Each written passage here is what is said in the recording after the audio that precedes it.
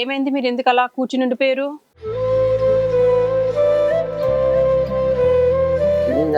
Paralysis వచ్చిందా తల్లి?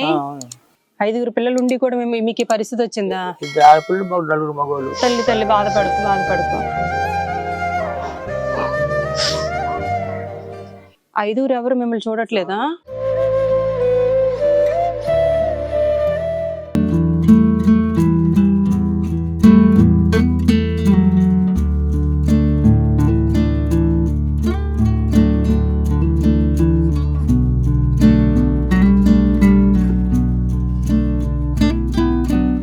నమస్తే, ఇది మీ ఇల్లే తల్లి?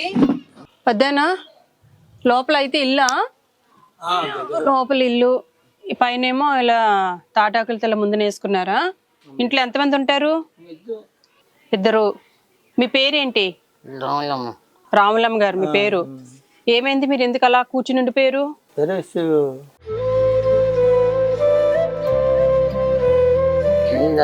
పెరాలసిస్ వచ్చిందా తల్లి? ఎంతమంది పిల్లలు మీకు? ఆరుగురు పిల్లలా? వేరే ఎక్కడున్నారు ఆరుగురు? ఉన్నారు పిల్లలు ఇక్కడే? ఐదుగురు ఉన్నారు. ఐదుగురు ఎవరు మిమ్మల్ని చూడట్లేదా? ఐదుగురు పిల్లలు ఉండి కూడా మీకు ఈ పరిస్థితి వచ్చిందా? తల్లి తల్లి బాధపడుతూ బాధపడుతూ కొడుకులా అందరూను? ఆడపిల్లలు కూడా ఉన్నారా? ఆడపిల్లలు ఉండి కూడా పాపం మీ ఇంటి పరిస్థితి ఇలా అంత దారుణంగా ఉందా? ఆడపిల్లలకు కూడా కనికరం రాలేదా తల్లి మిమ్మల్ని చూస్తే? ఏమ్మా 4 ఏళ్ళు అవుతుందా? ఏమంటున్నారండి? 4 సంవత్సరాలు రాలేదంట. వచ్చి 4 సంవత్సరాలు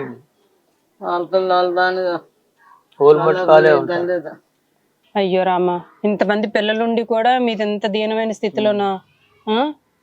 ఇల్లంతా ఎలా అంటే అలా ఉంది. పాపం మీకేమో వృద్ధాప్యం వచ్చేసింది, ఈవిడికేమో కాళ్ళు చేపడిపోయింది. పిల్లలకి అసలు జాలి దయ లేదా? ఇలా వచ్చి పక్కన ఉన్నారు, మళ్ళీ కోడలు ఉన్నారు. వాళ్ళు ఆడోళ్ళు ఇలా రామనాథ్ పనికి వెళ్ళిపోతారు, అది కోడలు. పిల్లలు ఉన్నారు. పిల్లలు మీకు భోజనం పోనీ మీరే వండుకుంటున్నారా? అదే అంటున్నాను, భోజనమైనా కనీసం వచ్చి ఇక్కడ ఉండకపోయినా క్యారేజీలు పంపడం అత్త మామయ్యకి. ఈ రోజుల్లోనూ ఇలా ఉన్నారా? పక్క నుండి కూడా ఎంత దారుణంగా. పెళ్ళైన కొత్తలు అందరూ కలిసే ఉండేవారా? ఎక్కడ ఏ ఇంట్లో ఉండేవారు? అక్కడ ఉండేవారు. మరి మీరు ఇక్కడికి ఎందుకు వచ్చేసారు? అప్పుడు కట్టుకుంటారు ఆ పక్కన, మరి అక్కడ 2 కొడుకులు 2 ఉన్నారు. మరి అప్పుడు కొడుకులు అనుకోలేదా తల్లిదండ్రులను కూడా మనమే పెట్టుకుందాము? మరి ఆ ముక్క ఎత్తలేదు. అప్పట్లో మీరు అడగలేదా తల్లి? అడగలేదమ్మా. వాళ్ళకి పరిస్థితులు బాగోదు కదా, పట్టుకుని అత్తవారు అయితే సాయం చేస్తే ఇల్లు కట్టుకుంటారు. కరెక్టేలే, పని కొద్ది రోజులు ఒక కొడుకు అక్కడ ఒక కొడుకు ఇక్కడ. 2 కొడుకులు ఇక్కడ ఉన్నారు. ఇక్కడ ఉండేటప్పుడు చెరుకు ఒకరు పక్క పక్కన ఇల్లులే కదా, ఏముంది? మీరు ఒక రోజు వీళ్ళింట్లో ఒక రోజు వాళ్ళ ఇంట్లో ఉన్నా సరిపోతుంది కదా. అడగనే లేదు ఎవరు? అడిగినా వాళ్ళు చేయలేదు. కోడళ్ళు మంచి కదమ్మా. అయ్యో, ఎప్పుడు ఎల్లకాలం ఇలాగే ఉండరు కదా. ఎవరైనా వయసు అయ్యాక ఏదో ఒక అనారోగ్యం వస్తుంది, ఎవరికైనా అనకూడదు, ఎవరికి రాకూడదు కానీ పరిస్థితులు ఇలా. కొడుకులు మట్టుకు చెప్పినా అలాగే వెళ్ళండి అంటారంటే. కొడుకులే అనేటప్పుడు కోడళ్ళు పట్టించుకుంటారు. కొడుకులు ఉన్నారు, నాకేంట్లే ధైర్యంగా ఉన్నావేమో. ఈ రోజు ఈ పరిస్థితి వస్తుందని నువ్వు కల్లో కూడా ఊహించుండవు. మరి ఎంత దీనంగా ఉందంటే పాపం. ఏదో ఒక ఫ్యాన్ ఉంది కాబట్టి ఈ వేసవిలో అదే అడ్జస్ట్ అవుతున్నారు. తాటాకులతో ఎలా వేసుకున్నారు అప్పట్లోను. తెలిస్తే సుఖమేముంది? అందరికీ తెలుసు సుఖమేముంది. మీరు సంతోషంగా లేనప్పుడు అందరికీ తెలిసిన సుఖమేముంది? కనీసం ఇల్లు ఓడ్చడానికి కూడా లేదు. ఇల్లంతా పట్టులతో దుమ్ముతో ధూళితో ఉంది పాపం. ఎంత చేసినా మీరు ఒక్కరే చేయాలి. బంధువులు వచ్చినా చుట్టాలు కాదు, పండుగ అనుకోండి అప్పుడైనా చూడడానికి రారు. అన్ని మీరే చేసుకుంటున్నారా పండగ టైంలో కూడా ఓపికగా? అయ్యో పాపం, ఇంకా మిమ్మల్ని ఏంటి ఇళ్ళల్లో ఉందని అనడానికి కూడా లేదు మీ పరిస్థితి చూసి. రాములమ్మ గారు, మీ పిల్లలు మందులకైనా డబ్బులు ఇవ్వరా? మా కడేటున్నా మా పిల్లలు బతుకుతాను, మా కడేటున్నాయి అంటాడా? పొద్దుల్లో ఎండలను కోన కష్టపడి తెచ్చుకుని మామే బతుకుతాను, నీకు మందులకు మామే ఇచ్చేది. అయ్యో, మరి అడగ మానేసాం. అడగడం మానేశారా? గవర్నమెంట్ తిడకన్నా డబ్బులు మందులకైనా రాసుకున్నాం, మందులకైనా అవుతాయి కదా, అంతుంది అతను రాయలేదు. మరి వాళ్ళ పిల్లలకి చిన్నప్పుడు ఒంట్లో బాగాలేనప్పుడు నీకు హాస్పిటల్ తీసుకెళ్ళాను కష్టపడ్డాను అని చెప్పలేదా? అన్ని చెప్పినాము, ఆ, ఎంతో అంత చేసాను. మరి కాగితంతో పండుగ తల్లిదండ్రులు చూస్తారని కదరా, కొడుకులను ఎందుకో పేరు ఆడపిల్ల ఇంత పోనరాలంటికి ఆడపిల్ల జాతి కలబోతుండ్రు, మా బాధ్యత మీదే కదంటే మనం ఏడు చేసేది పొద్దుళ్ళు మనం కూలికి 4 వెళ్ళినా మాకు రాయిస్తులు ఉన్నాయి, ఎంతస్తులు ఉన్నాయి. మామూలు కూలికి వెళ్తాను, తెచ్చుకుంటాను, పొద్దుసరికి మామూలు తాగుతాను. ఏం చేస్తారండి మీ కొడుకులు? ఏ ఉద్యోగాలు చేస్తారు? రోడ్డు మీద పొద్దుళ్ళ కాలు పని చేసుకుంటాను. ఎంత ఉద్యోగాలు చేస్తే జీతాలా లేకపోతే సొంత షాపే? జీతాలే లేవు. అదేలే, షాపులు సొంత జీతాలు ఎందుకు వస్తాయి? అయ్యో, కొన్ని ఉన్న దాంట్లోనే ఎంతో కొంత ఏముంది. మీకు ఒక చెరుకు 1000 రూపాయలు ఇచ్చి కొన్ని ఇద్దరు చెరుకు కొడుకు ఒక్కొక్క కొడుకు ఒక 1000 రూపాయలు ఇచ్చినా మీకు 2000 వచ్చినా మీ పెన్షన్ మీద మీరు బ్రతికినా కొన్ని డబ్బులు ఇవ్వకపోతే పోయింది. ఒక రోజు ఒకళ్ళు భోజనం, ఒక రోజు ఒక కొడుకు భోజనం పెట్టినా కూడా సంతోషమే కదా మీకు. అలా చూస్తే సంతోషమేనా? పెట్టరా? ఏం అంత ఖచ్చితంగా చెప్పేస్తున్నారు? కోడలు మంచిది, కోడలు మంచోళ్ళు కాదు. ఇప్పుడు ఆ కోడలికి వాళ్ళ అమ్మ నాన్నకి మీలాంటి పరిస్థితి వస్తే మరి వాళ్ళ అమ్మ నాన్న చూసుకోవడం మానేస్తారా? వస్తుంది, ఆ పరిస్థితి వస్తుంది. వచ్చింది ఎక్కడ? వాళ్ళ ఇంట్లోనా? అత్తను చూడకుండా కోడలు వాళ్ళ అమ్మ వాళ్ళని పెట్టుకున్నారా? ఇచ్చారు మొన్న 3 రోజులు, ఒక 5 రోజులు అవుతుంది వచ్చి. అత్తయ్య కదమ్మా, ఈ పొద్దు కదా రేపు పొద్దున అత్తయ్య. నా తల్లిదండ్రులు ఎటువంటి, నీ తల్లిదండ్రులు అటువంటి అనేసి అనేసి చూసుకున్నారే అనుమానంతో. అదే కదా, చాలా రోజులు ఇప్పుడు ఉన్నాయి రమ్మా, అవును భార్య పిల్లలు. పెట్టిన రోజు అడగలేదు, మరి అడగలేదు మనిషి. మరి ఇల్లు అడగాల్సింది కదా. ఇప్పుడు అమ్మ నీకు మీ అమ్మ నాన్నకి బాగోపోతే తెచ్చి పెట్టుకున్నారు, మమ్మల్ని ఏమో అలా పాకలో వదిలేశారు, మమ్మల్ని ఎవరు చూస్తారు, నా కొడుకుని కన్నీ నీకు ఇచ్చాను కదా అని మీరు అడగలేదా? మాకోసమే కన్నా వేటిని అడుగుతారు, మాకోసమే కన్నా వేడి. మాకు భూములు ఇచ్చినావా, పట్లు ఇచ్చినావా, బంగారులు ఇచ్చావా, బాగాలు ఇచ్చినావా? 2 కోడళ్ళు అలాగే అన్నారా? 3. సరిపోనీలే, ఇంకా భగవంతుడే న్యాయం చేయాలి. ఆడపిల్ల, ఒక ఆడపిల్ల 2000 పంపింది, ఒక ఆడపిల్ల 2000 పంపింది. ఆడపిల్లలు పంపారా? పంపితే ఒక మా కన్నారు మా తమ్ముడు పిల్లలు వచ్చేసి ఒకరు 20 రూపాయలు ఇచ్చారు. ఈ 4000 రూపాయలు ఎత్తుకొని నెల్లు మందులు తెచ్చుకున్నాం అన్న. ఆడపిల్లలు చూసారు తప్ప మగపిల్లలు పక్కనే ఉండి చూడలేదు. ఎక్కడికో వెళ్ళిన ఆడపిల్లలు చూశారు, పక్కనే ఉన్న 2 కొడుకులు తల్లిదండ్రులు పట్టించుకోలేదు. సో పరిస్థితులు ఇలా ఉన్నాయండి. అందుకని ఇంటికి ఒక ఆడపిల్ల ఉండాలి. మంచికైనా చెడుకైనా కూడా ఆడపిల్ల ఉంటే ఆ ఇంటికి ఒక కాంతి వస్తుంది. సో ఆడపిల్లల్ని గౌరవించండి, ఆడవాళ్ళని గౌరవించండి, ఆడవాళ్ళకి ఫ్రీడమ్ ఇవ్వండి, మంచి వాళ్ళకి కొంచెం ఫ్రీడమ్ ఇవ్వండి. ఆడపిల్లలు ఏదైనా ఆడపిల్లలే. ఇప్పుడు చూడండి, వీళ్ళు కోడలే అనుకుందాము, వీళ్ళ అత్త మామని వదిలేశారు, వాళ్ళ అమ్మ నాన్నకు బాగోకపోతే వాళ్ళని తీసుకొచ్చి వాళ్ళ ఇంట్లో పెట్టుకున్నారు. మరి వీళ్ళకి పెడితే డబ్బులు అయిపోతాయి అని అనేటప్పుడు వాళ్ళని పెట్టుకున్నా కూడా డబ్బులు అవుతాయి. కానీ ఆడపిల్ల మనసు ఊరుకోదు, ఎంతైనా మన అన్న ఆలోచనతో ఉంటారనమాట. అందుకని ఇంటికి ఒక ఆడపిల్ల ఖచ్చితంగా ఉండాలి. 2 కొడుకులున్నా పెంచి పెద్ద చేశారు. ఈవిడ వయసులో ఉన్నప్పుడు నాకేటి కొడుకులు ఉన్నారు, నాకు ఏ లోటు లేదని గర్వంగా హ్యాపీగా బ్రతికేశారు. కానీ వృద్ధాప్య వయసు వచ్చేసరికి ఇప్పుడు పక్షవాతం వచ్చింది. ఎవరైతే కొడుకులు ఉన్నారు నాకేంటిలే అనుకున్న ఆ తల్లికి ఈ రోజు ఆ కొడుకులు కనీసం కన్నెత్తి కూడా చూడట్లేదు కదా, ఒక పూట భోజనం కూడా పట్టించుకోవట్లేదు. ఈవిడ మంచం మీద పడిపోయి ఉన్నా కూడా వచ్చి పలకరించే ఇది కూడా లేదు. డబ్బులు ఇవ్వకపోతే పోయింది, అమ్మ నీకు నేను ఉన్నానని ఏ కాళ్ళకు నూనె రాయడమో, స్నానం చేయించడమో, అన్నం తినిపించడమో ఉన్నది. అట్లీస్ట్ వీళ్ళకి వచ్చి గవర్నమెంట్ పెన్షన్ తోనన్నా పక్కన వచ్చి కూర్చున్నా, తల్లిదండ్రులకి పిల్లలు పక్కన వచ్చి కూర్చున్నా కూడా చాలా సంతోషం ఉంటుంది.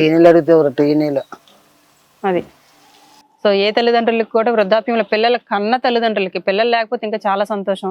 వృద్ధాప్యంలో పిల్లలు ఉండి చూడకపోతే దానికి మించిన నరకం మరొకటి ఉండదు. మొదటి నుంచి పిల్లలు లేకపోతే దానికి మించిన ఆనందం ఇంకొకటి ఉండదండి. ఎలాగో పిల్లలు లేరు కదా అని మొదటి నుంచి ఒక అలవాటు పడిపోతూ ఉంటావు. ఉంటే బాగుండును చూస్తారని చాలా మంది అనుకుంటారు, కానీ చూసేవాళ్ళు ఈ రోజుల్లో చాలా అరుదండి. ఎవరో ఉన్నారు, 100కో 100కో తల్లిదండ్రులు కూడా దేవతల్లాగా చూసుకునే వాళ్ళు చాలా అరుదుగా ఉన్నారు ఈ రోజుల్లో. ఇలాంటి వాళ్ళే ఎక్కువగా పిల్లలకి అన్నాము, వాళ్ళ వల్ల మేము ఈ బాధలు పడుతున్నాము అని బాధపడే తల్లిదండ్రులు చాలా ఎక్కువ మంది ఉన్నారు. ముసలి డెట్టి వెళ్ళిపోయినట్టు కొంత వచ్చిందా, నేను కూర్చుడినా టీ చొక్క ఎవరు, నీళ్ళు చొక్కలు ఎవరా, అలా భార్య పిల్లలు వాళ్ళ బయట మళ్ళీ ఒక నీళ్ళు చొక్కలు తెచ్చుకుంటారా, ముసలివాడు కబ్బుకొని రాకపోతే. సరే అమ్మా, మరి ఇంకేం చేస్తాము. ఇప్పుడు గ్రామ సర్పంచులు అందరూ కూడా వచ్చి మీ పిల్లలతో మాట్లాడినా కూడా వాళ్ళు ఏం మార్పు రాలేనప్పుడు నేను వెళ్ళి కూడా మాట్లాడినా కూడా ఏమి ప్రయోజనం ఉండదని నేను అనుకుంటున్నాను. ఇంకా భగవంతుడే చూసుకుంటాడమ్మా, ఎవరి కర్మఫలం వాళ్ళు అనుభవించక తప్పదు.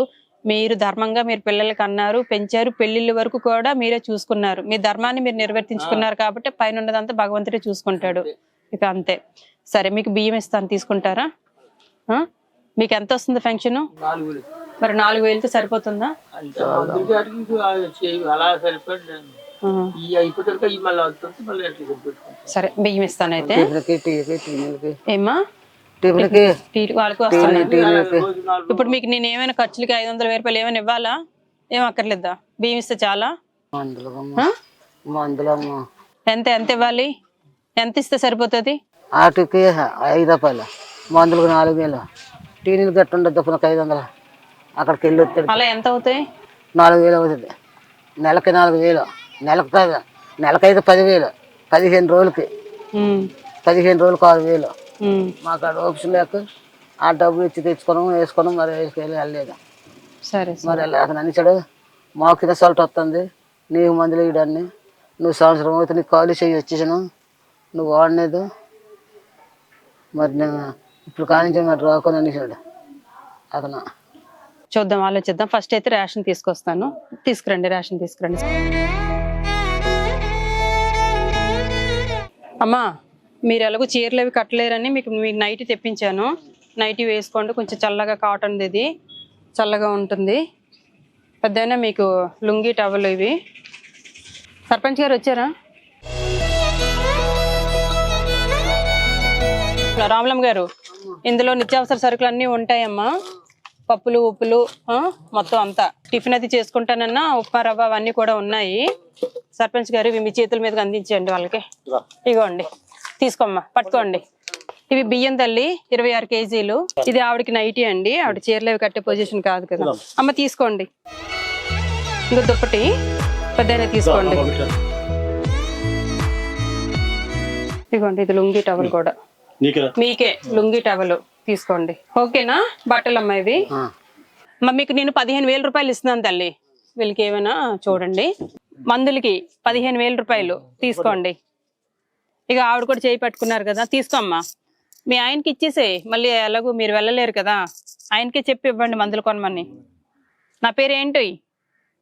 నేనెవరు? నా పేరు శ్రీదేవి తల్లి. చెప్పు. మీకు 2 కూతుర్లు కదా, నేను కూడా ఒక కూతురులాగా వచ్చి మీకు మందులకి తినడానికి గట్ట ఇచ్చాను తల్లి. మీరు సంతోషంగా కొంచెం ఉన్న 2 నెలలు తినండి. ఆరోగ్యంగా ఉండు తల్లి, నీకు ఆరోగ్యంగా ఉందాము. ఇలాంటి రాధపేదం చూడడానికి ఆరోగ్యం ఉండాలి. అవునమ్మా.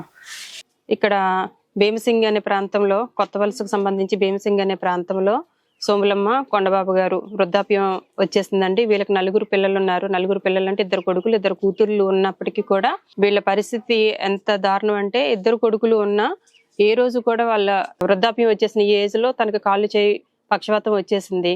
ఈయనేమో పెద్ద ఆయన అయిపోయారు. ఉన్నంత వరకు, వయసులో ఉన్నంత వరకు 4 పిల్లలు పెంచి పెద్ద చేసి పెళ్లిళ్ళు కూడా చేశారు అంటే వాళ్ళు ఎంత హార్డ్ వర్క్ చేసి ఉంటారు కదా.